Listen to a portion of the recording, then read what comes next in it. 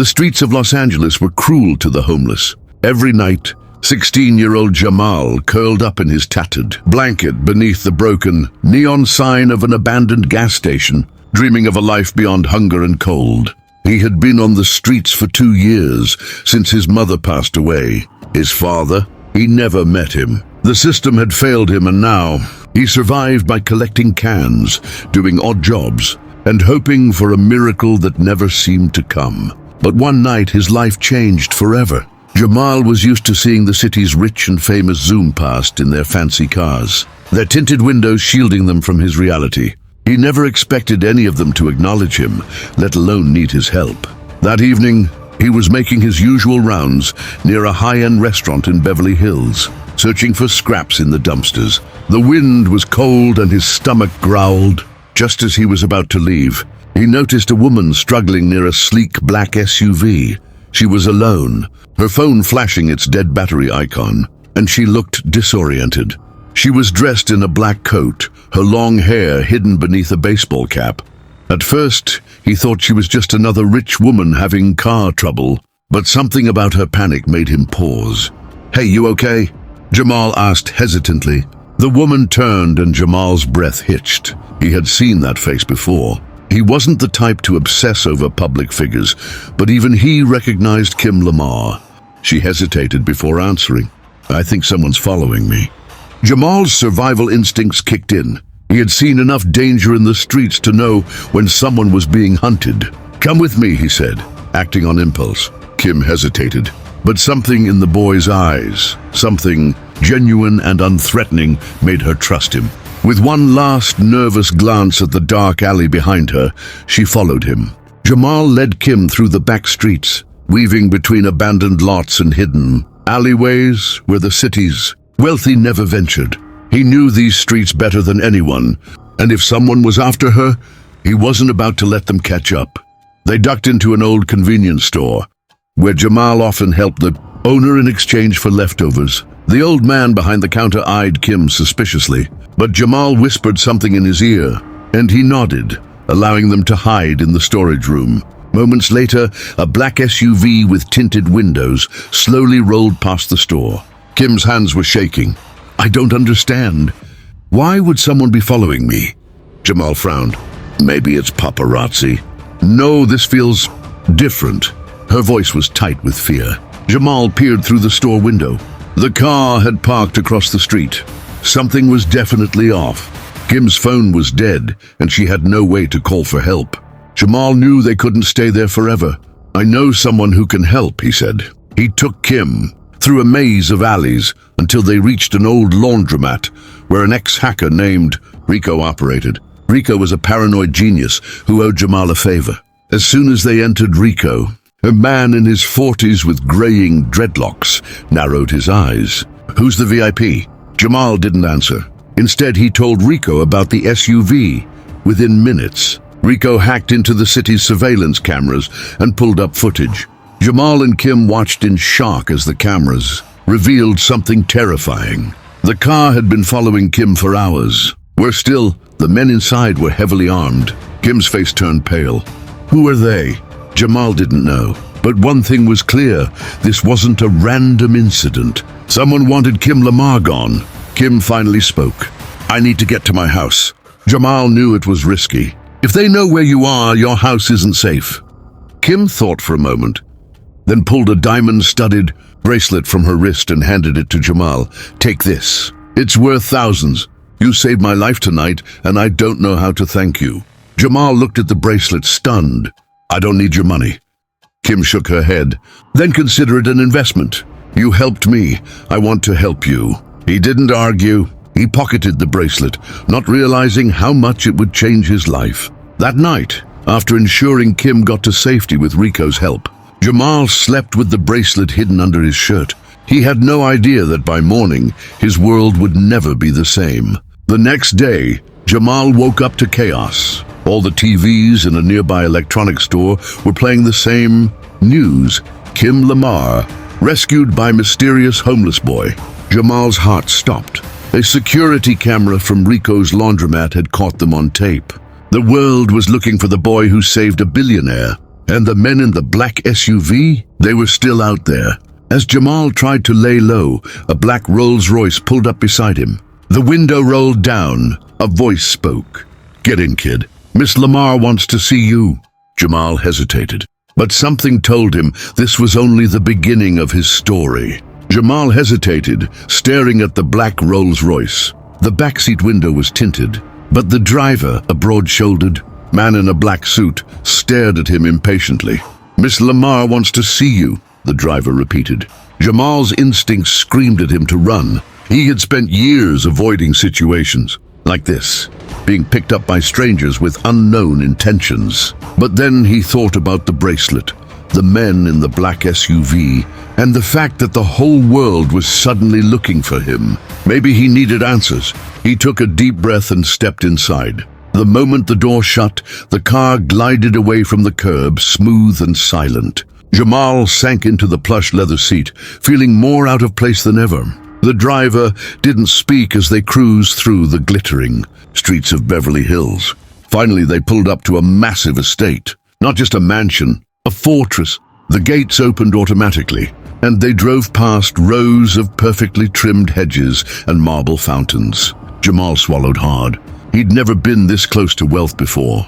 As the car stopped in the circular driveway, the door opened.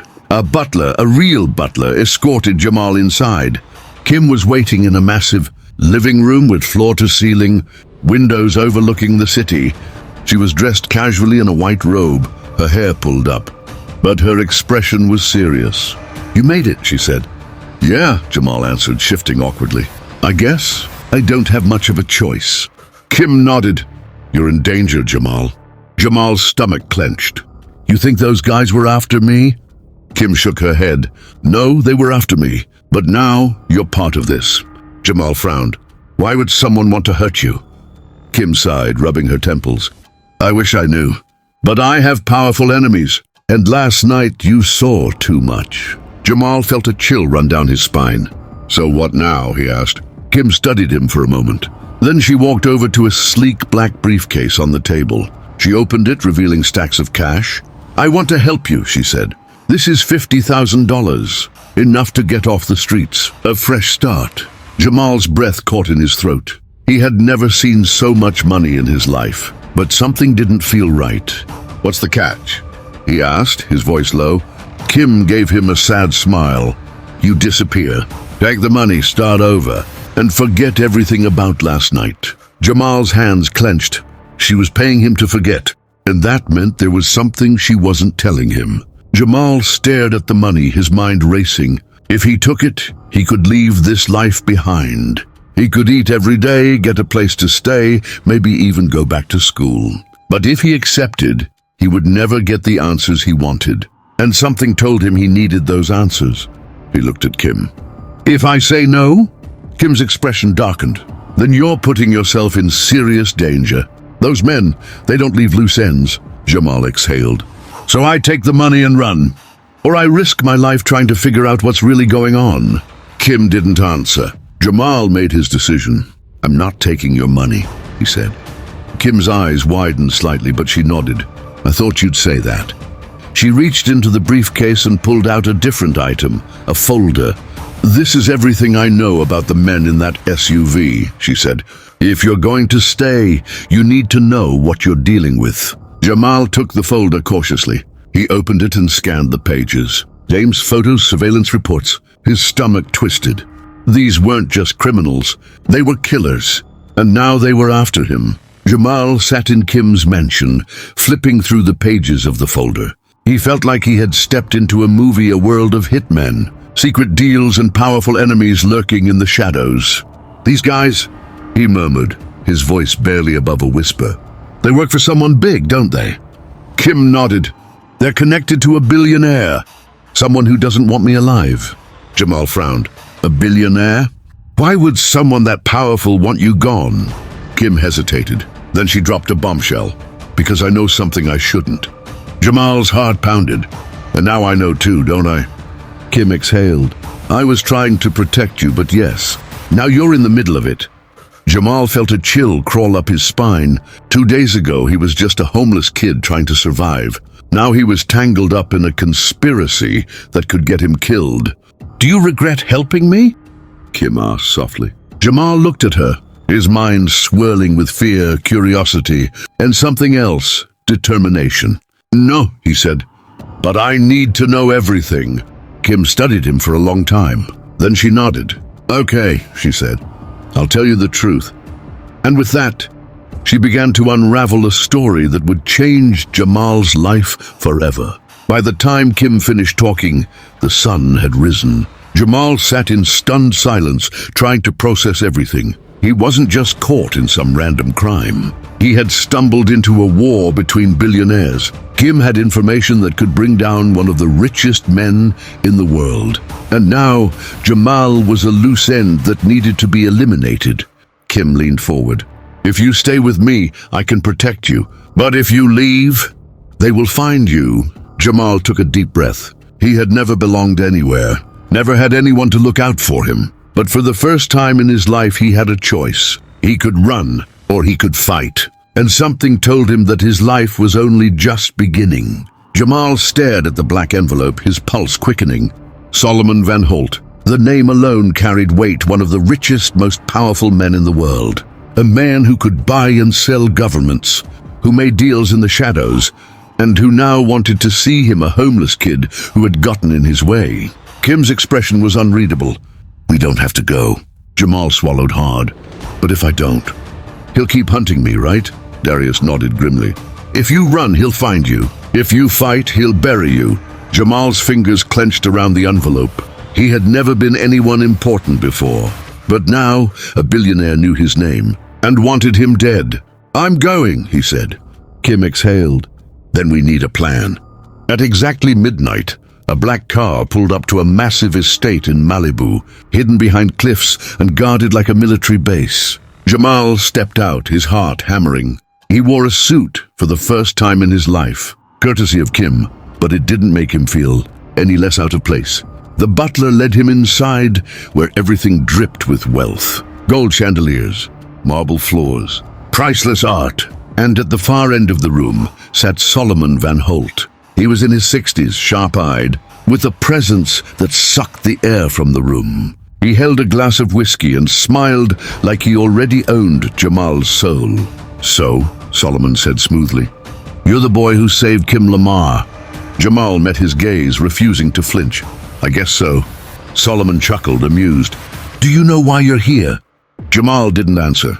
Solomon leaned forward. "Because you saw something you shouldn't have. And now I have a problem." "What do you think I do with my problems, Jamal?" Jamal's throat tightened. He knew the answer. Solomon made them disappear. But instead of issuing a death sentence, Solomon leaned back, swirling his drink. "Let's make a deal." Jamal tensed. "A deal?" Solomon nodded. "You're smart. You're resourceful. And clearly you have a knack for survival. Work for me, and I'll make you richer than you ever imagined." Jamal's stomach twisted. First, Kim had tried to buy his silence.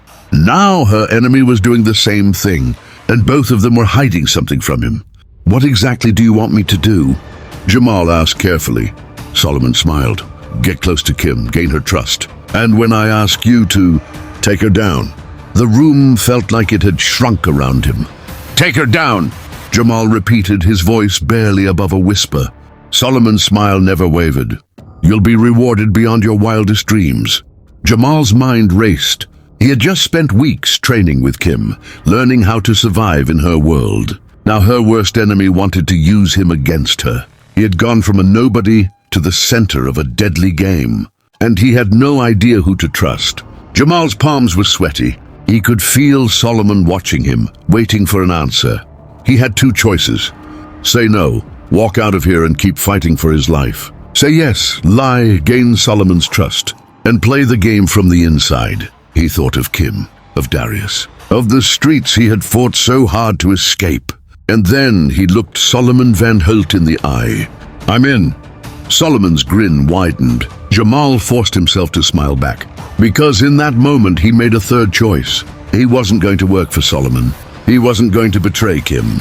He was going to take both of them down. Jamal sat in the back of the black car that Solomon had arranged for him, staring out the window as the city lights blurred past. He had done it. He had stepped into the lion's den and walked out alive. But now he was playing a game that could get him killed.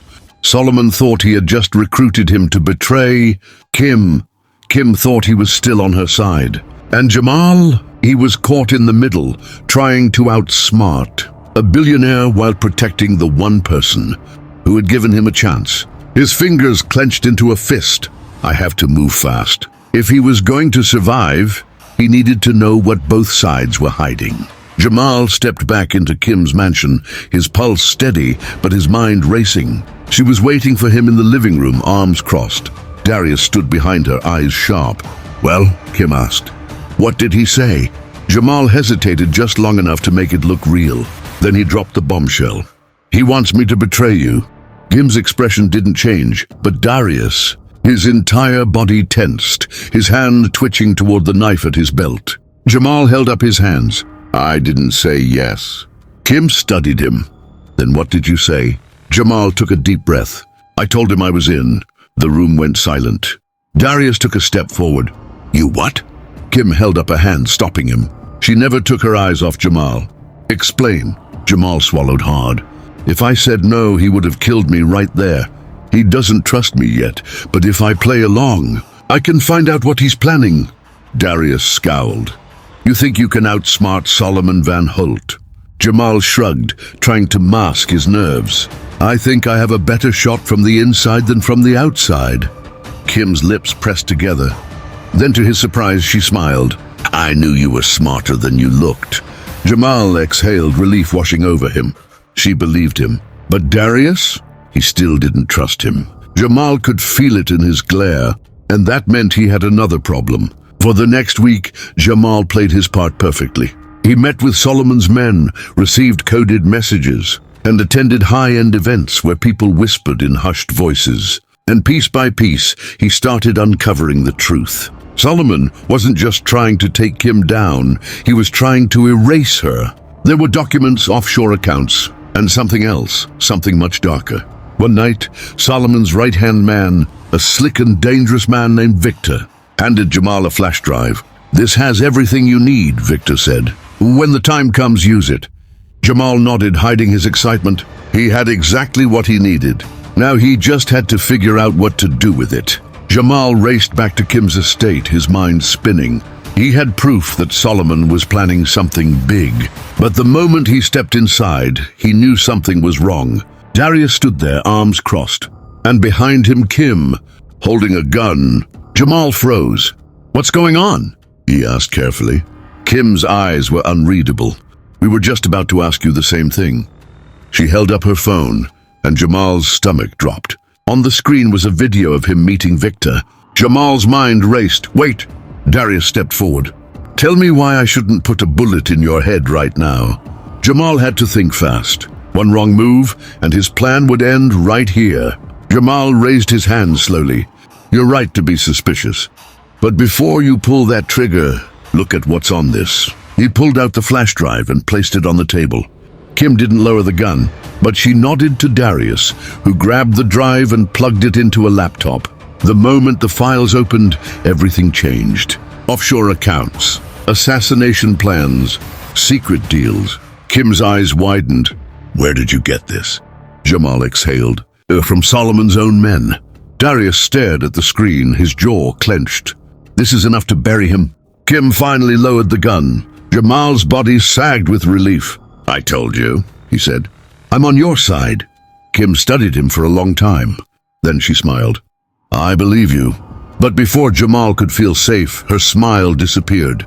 "But now, we have to make sure Solomon never sees this coming." With the evidence in hand, Kim and Jamal devised a plan. They couldn't just expose Solomon publicly, he was too powerful. Instead, they had to break him from the inside.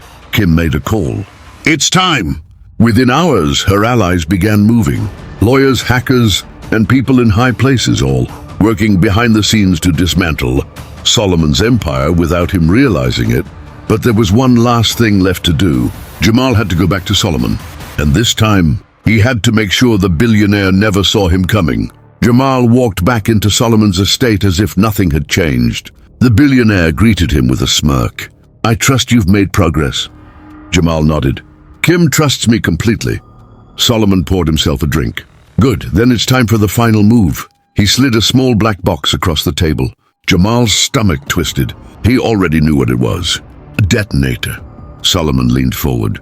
When I give the signal, you push that button. Jamal kept his face blank. If Solomon thought he had already won, then Jamal had him exactly where he wanted him. Jamal held the detonator in his hand, his fingers steady, even though his heart pounded in his chest. Solomon Van Holt leaned back in his chair, watching him with that same smug confidence. The billionaire had no idea that he was walking into his own destruction. Jamal forced himself to nod. Understood. When do you want me to push the button? Solomon took a sip of his whiskey, savoring the moment. Tomorrow night. Kim will be at a private gala in downtown LA when she arrives. You end this. Jamal kept his expression blank, but inside his mind was racing. Tomorrow night. That meant he had less than 24 hours to flip the plan, outmaneuver one of the most powerful men in the world, and make sure Kim lived to see another day. He stood up. I'll make sure it's done. Solomon smiled. Good boy. Jamal turned and walked out, the detonator still clutched in his palm. The moment he was outside, he took a deep breath. It was time. Time to destroy Solomon Van Holt. Back at Kim's estate, the tension in the air was thick. Darius stood by the window, arms crossed, while Kim paced the room. Jamal placed the detonator on the table. We have less than 24 hours. Kim picked it up, her jaw tightening. This man really thinks he can kill me in public and walk away clean. Darius let out a humorless chuckle. That's because he's done it before. Jamal looked up sharply. What do you mean? Kim exhaled. Solomon has taken out people before, people who got in his way. Journalists, whistleblowers, even former business partners. Their deaths always looked like accidents. Jamal's stomach turned. And you? Kim met his gaze. I have something on him. Something that could destroy him forever. Jamal frowned. What is it? Kim hesitated. Then she turned to her desk, opened a drawer, and pulled out a USB drive. This, she said, is a recording. A confession from Solomon himself. Jamal's eyes widened. Why haven't you used it? Kim's voice was low. Because if I do, he'll burn everything down before he lets himself fall. Jamal clenched his fists. Then we make sure he doesn't get the chance. Kim looked at him. What are you thinking? Jamal took a deep breath. It was time to change the rules of the game. We give him exactly what he wants. Darius narrowed his eyes. Which is? Jamal tapped the detonator. We let him think the plan is working. We lure him out, and when he's fully exposed, we end him. Kim's lips curled into a smirk. Now that I like... The next night, the elite of Los Angeles gathered in one of the city's most extravagant venues. Diamonds glittered, champagne flowed, and hidden beneath the glamour was a war no one could see. Kim arrived in a sleek black dress, escorted by Darius, who blended in as her bodyguard. Jamal, meanwhile, stood in the shadows, watching from a distance. Everything was in place. Solomon's men were already here, scattered among the guests. Jamal spotted Victor near the entrance, his gaze scanning the crowd.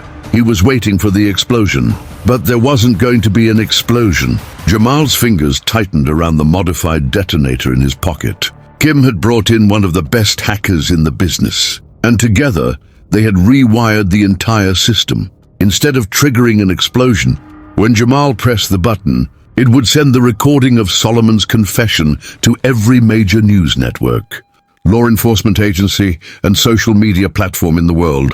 The moment Solomon thought he had won, he would be exposed for everyone to see. Jamal exhaled slowly. It was time. Solomon arrived, dressed in an impeccable suit, surrounded by bodyguards. He spotted Kim across the room and smirked. Then he glanced at Jamal. Jamal gave him a small, subtle nod, the signal that everything was going as planned. Solomon raised his glass, toasting to himself. He had no idea that in less than a minute, his empire would be in flames. Jamal pressed the button. At first, nothing happened. Then all across the ballroom, phones started buzzing. Screens lit up. Notifications flooded in. And then chaos. Gasps filled the room as Solomon's confession played over every screen. His own voice, arrogant and unfiltered, admitting to crimes that no amount of money could cover up. His smirk vanished. His face paled. His men turned to him, confusion and panic in their eyes. And then the siren started. Red and blue lights flashed through the massive windows as police and federal agents stormed the building. Solomon's men tried to move, but it was too late. Officers tackled them to the ground, arresting them on the spot. Solomon himself took a step back, his breathing ragged. He turned to Jamal, realization dawning in his eyes. "You," he hissed. Jamal met his gaze, standing tall. "Me." Solomon lunged, but Darius was faster. A single punch sent the billionaire crashing to the ground. Kim stepped forward, looking down at the man who had tried to kill her. "This," she said, "is checkmate." By the time the sun rose, Solomon Van Holt was behind bars, his empire completely destroyed. The world knew the truth now. His allies had abandoned him. His money couldn't save him. And Jamal, for the first time in his life, he wasn't just surviving, he was winning. Kim sat across from him at a private villa, sipping coffee. "You realize you just took down one of the most powerful men in the world?" Jamal smirked. "Not bad for a homeless kid, huh?" Kim chuckled. "Not bad at all." Darius leaned back. "So what now?" Jamal thought about it. He had spent his life fighting just to stay alive, but now he had options, a future, and he wasn't going back to the streets. Kim tossed a set of keys at him. "I bought you an apartment." Jamal caught them, stunned. "Wait, what?" Kim shrugged. "You earned it." Darius grinned. "And if you ever get bored, we could use a guy like you." Jamal smirked. He liked the sound of that. For the first time in his life, the world wasn't closing in on him. It was opening up, and he was ready for whatever came next. But miles away in a darkened office, a phone rang. A man in a crisp suit picked it up, listening to the voice on the other end. When he hung up, he turned to his assistant. "Find the boy." And just like that, Jamal's past wasn't done with him yet. Jamal had spent the last 3 months adjusting to a life he never thought possible. Gone were the cold nights on the streets, the hunger, the fear. Now he lived in a sleek penthouse overlooking the city, courtesy of Kim. He had a bank account filled with more money than he knew what to do with. But something wasn't right, because someone was watching him. It started small, glances from strangers, cars that seemed to follow him for too long. The unsettling feeling of being observed. At first, he chalked it up to paranoia. He had taken down Solomon Van Holt, one of the most powerful men in the world. Of course, there were still people out there who wanted revenge. But then, one night, everything changed. Jamal had just stepped into his apartment when he saw it. A single black envelope sitting on his glass coffee table. His blood ran cold, because he had seen that envelope before. And the last time, it had come from Solomon Van Holt. Jamal's hands trembled as he picked up the envelope. He hesitated for a second, then tore it open. Inside was a single sheet of paper. 2 words, "We're watching." Jamal's pulse pounded. He scanned the apartment. No signs of a break-in, no security alerts. Whoever had done this had gotten past top-level security. His phone buzzed. A blocked number. He swallowed hard and answered. A deep, controlled voice spoke. "Hello, Jamal." Jamal's grip tightened on the phone. "Who is this?" A slight chuckle. "Someone who's very interested in you. You made quite the mess when you took down Solomon Van Holt." Jamal stayed silent. The voice continued. "Did you think there wouldn't be consequences? Did you think you could just walk away?" Jamal forced himself to sound calm. "I don't know who you are, but if you have a problem, we can settle it." Another chuckle. "Oh, we will, but not yet. You see, Jamal, you know things now. Dangerous things. And knowledge like that, it comes with a price." Jamal's jaw tightened. "What do you want?" The voice was smooth. "To offer you a choice. You can work for us, or you can disappear." Jamal exhaled slowly. Another game.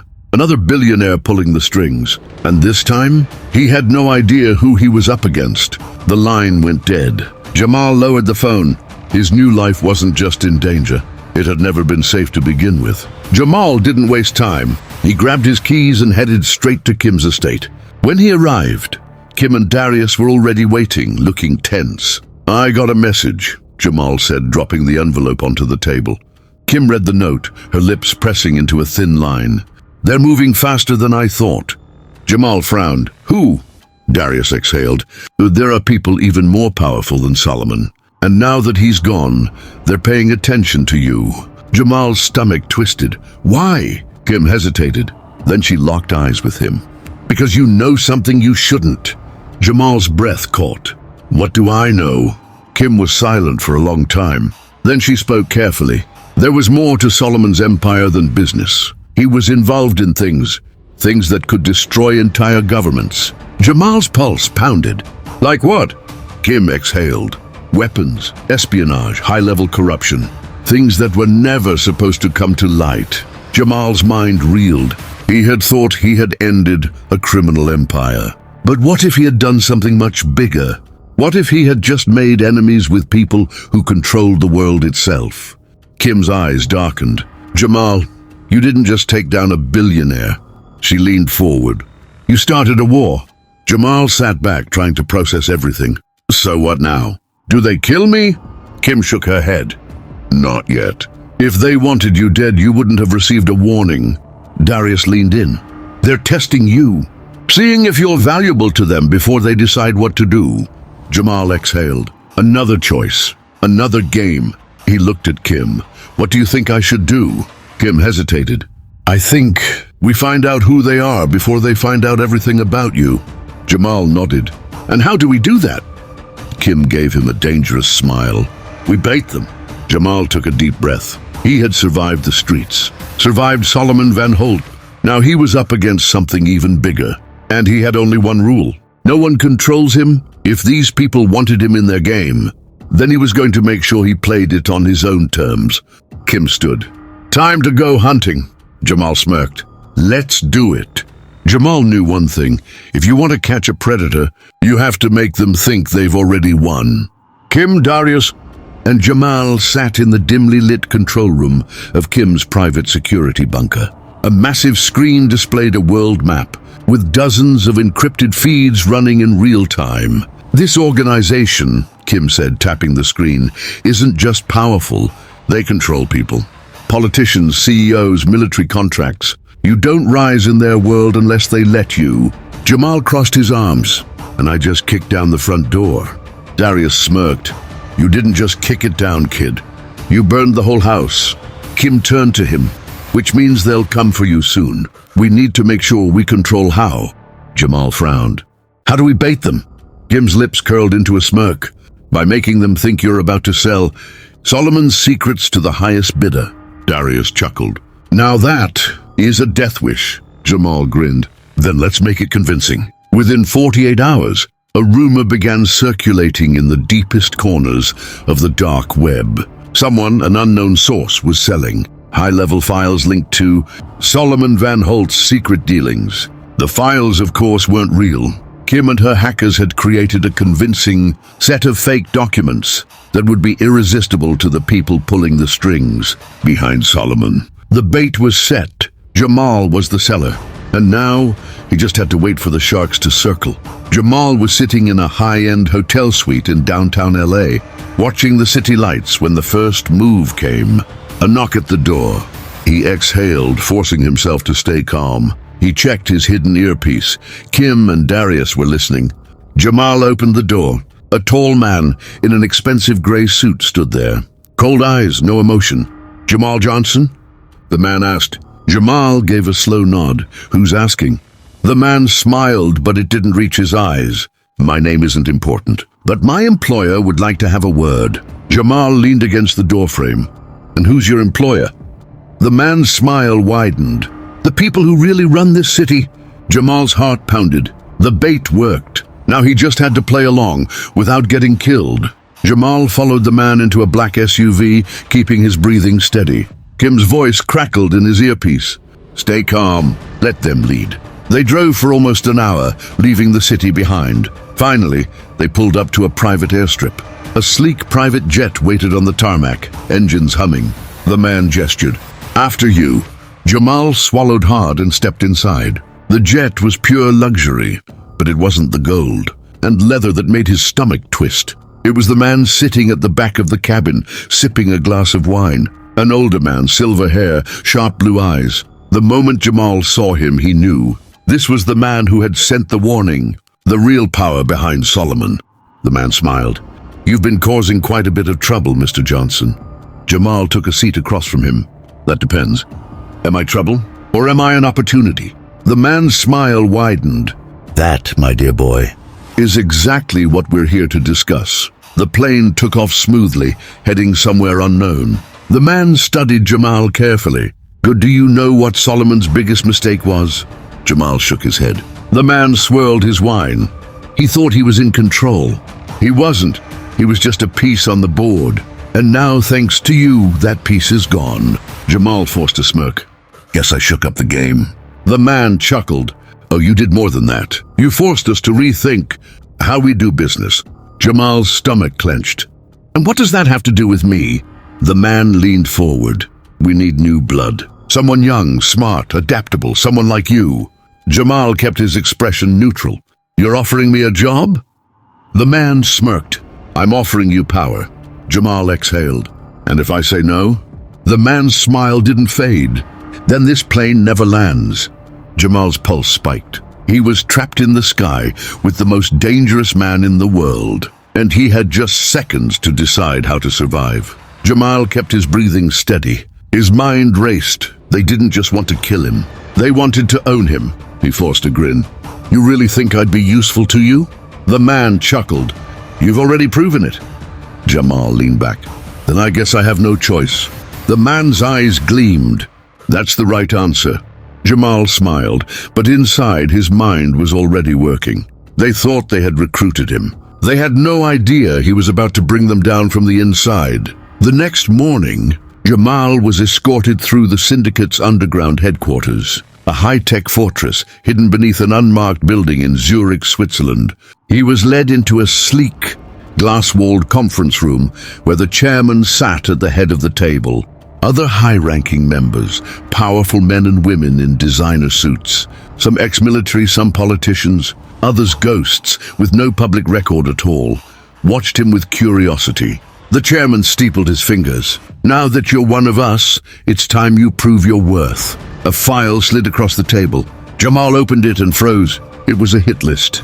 Targets all over the world, whistleblowers, journalists, CEOs, even government officials. People the syndicate saw as threats. Jamal swallowed hard, keeping his expression neutral. "And which one am I handling?" The chairman smiled coldly. "You choose." Jamal clenched his fists. They were testing him again. If he hesitated, they'd doubt him. If he picked the wrong target, they'd suspect him. He had to be smart. Jamal flipped through the files, scanning names. Then he spotted one, an international arms dealer, already wanted by multiple agencies. A guilty man, someone whose removal wouldn't bother Jamal's conscience. He tapped the file. "This one." The chairman's smile widened. "Excellent choice." Jamal forced a smirk. "When do I start?" The chairman chuckled. "Right now." Jamal was flown to Marrakesh, Morocco, where his target, a notorious arms dealer named Karim Bensouda, was hiding under syndicate protection. His mission? Eliminate him and take his place. Jamal knew this was his chance. If he could flip Bensouda, turn him into an ally, he could start dismantling the syndicate from the inside. But first, he had to find a way to get close without blowing his cover. Jamal arrived in Marrakesh under the alias Luca Morales, a rising mercenary looking for work. He made his way through the underground market, past syndicate-controlled bars and safe houses, before finally arriving at a lavish villa where Bensouda was staying. Inside, men with automatic rifles stood guard. Jamal approached confidently. "Tell Bensouda I have an offer." The guards exchanged glances. Then, after a long pause, one of them nodded. "Wait here." Jamal exhaled slowly. This was it. Either he walked out of here alive, or he was about to be buried in the Moroccan desert. Bensouda was a huge man, scarred, dressed in loose desert robes, sitting in a luxurious study lined with gold-plated weapons. He eyed Jamal carefully. "You're the new recruit." Jamal smirked. "That depends. You interested in making real money?" Bensouda leaned forward. "I'm listening." Jamal pulled out his phone, showing fake encrypted transactions, a trick he had learned from Nyla. I know the syndicate is about to cut you off, Jamal said. They think you're sloppy, weak. Bensouda's expression darkened. They wouldn't dare. Jamal shrugged. They already did. They sent me to kill you. Bensouda's entire body tensed. His guards reached for their guns. Jamal raised his hands. Relax. I'm not here to pull the trigger. Bensouda narrowed his eyes. Then what do you want? Jamal smirked. To make a deal. Help me bring them down, and you walk away richer than you ever dreamed. Bensouda studied him for a long moment. Then he laughed. You got balls, kid, he said. All right, I'm in. Jamal exhaled. Step one of his plan was complete. Now he just had to stay alive long enough to finish the job. Jamal returned to Zurich, reporting back to the chairman. The mission is done, he lied. Bensouda is dead. The chairman smiled approvingly. Impressive. Jamal forced himself to stay calm. If they ever found out the truth, he was a dead man. But for now, he had earned their trust. And with that trust, he could tear the entire syndicate apart.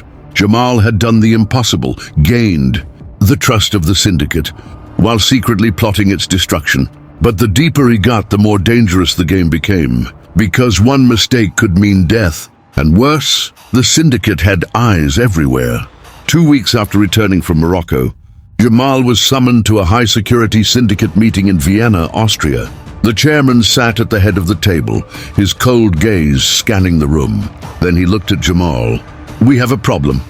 Jamal kept his face neutral. What kind of problem? The chairman slid a tablet across the table. Jamal glanced down, and his blood ran cold. Surveillance footage from a private airstrip in Marrakesh. In the grainy video, a man resembling Bensouda was seen boarding a plane. Jamal's stomach twisted. The syndicate was starting to suspect the truth. The chairman's voice was calm but firm. We were told Bensouda was dead, but now rumors say he's alive. Perhaps even working against us. He leaned forward. You wouldn't know anything about that, would you? Jamal forced a smirk. If he's alive, it's not because of me. The chairman studied him. The room was silent, watching, waiting. Then finally the chairman nodded. Good, because if he is alive, someone will have to fix that mistake. Jamal exhaled. Consider it done. The chairman smiled. That's what I like to hear. But inside, Jamal knew the syndicate was watching him now, and time was running out. Jamal returned to his penthouse in Zurich, locking the doors and disabling the hidden cameras he had already found. He pulled out his burner phone and dialed Nyla. She answered instantly. They suspect you, don't they? Jamal exhaled. Yeah, we have to move fast. Nyla didn't hesitate. I've been digging. The syndicate isn't just powerful. They have government ties, military funding, and offshore vaults filled with enough money to buy a country. Jamal clenched his jaw. So how do we bring them down? Nyla was silent for a moment. Then she said something that made Jamal's heart stop. We don't attack them. We attack their money. Jamal's mind raced. The syndicate thrived on wealth, control, and hidden transactions. If they could cut off their resources, the whole empire would collapse. Jamal grinned. You're a genius.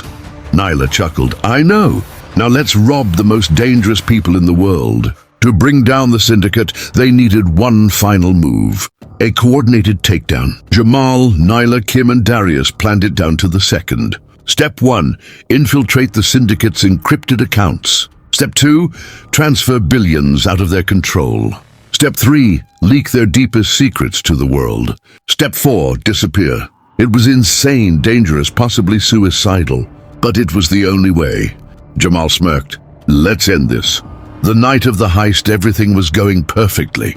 Nyla breached the syndicate's servers. Kim's lawyers activated federal investigations worldwide. Darius orchestrated coordinated attacks on the syndicate's safe houses. Everything was collapsing. But then Jamal's phone buzzed. A single text. Nice try, kid. Jamal's heart stopped. Then the building exploded. Jamal woke up in darkness. His body ached. His head throbbed. And when he opened his eyes, the chairman was sitting across from him. Calm, smirking. Jamal's hands were tied to a chair. The chairman shook his head. You really thought you could outplay us? Jamal clenched his jaw. Looks like I did some damage. The chairman chuckled. Not enough. Then he pulled out a gun. I have to say, Jamal, you impressed me, but now I have to remind you who's really in control. Jamal's heart pounded. This was it. Then gunfire. The door burst open. Darius, armed and furious, gunshots ripped through the room. Jamal ducked as syndicate agents fell one by one. The chairman tried to run. Jamal grabbed the gun from the floor, and without hesitation, he pulled the trigger. One shot, right between the eyes, the chairman collapsed. And just like that, the syndicate lost its king. The syndicate crumbled overnight. Without their leader, their wealth, and their hidden power, their empire collapsed like a house of cards. Governments seized their accounts. Allies turned against them. And Jamal, he walked away. Alive, free, and finally in control of his own life. Months later, Jamal stood in a small private cemetery, staring at a gravestone. It read, Solomon Van Holt, the man who thought he controlled the world. Jamal smirked. I guess I won. Behind him, Kim, Darius, and Nyla waited. Jamal turned. So what now? Kim grinned. Whatever we want. Jamal exhaled. For the first time, he was truly free. Please like, share, and subscribe.